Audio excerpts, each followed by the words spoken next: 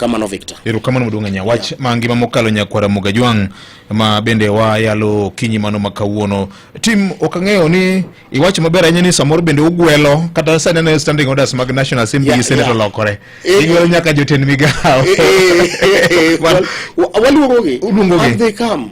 Yudo ka gibedo me examples. Gisebedo ka gibedo mayot. Then sometimes they call me in Migori, samoro wadhi wawuok kora nyisogi ni magi.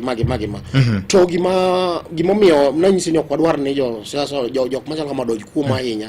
Ok wadwar gik manketo ni ng'ato neno ni kang' omi gimoro to koro bribe. Oh yes.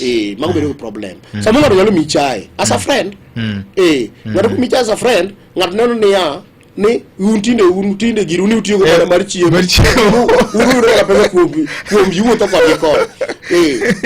Boko ka badi wach kamano, bedo ka gumu. I'm telling them na njogo siepena. So when friends are there, imbi nyaka in fact ngama kwero yo meno siepni.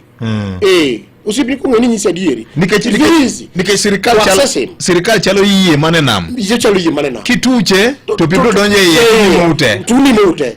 Unimo. Koro kama makosa nitie nyaka usiem mondo los. Like siem. Koro jo moko can understand these things. Yes. Samoro bende gi jo moro bende inyowa gini inyowa. Like me myself kaka jakom. Gino kitama tek.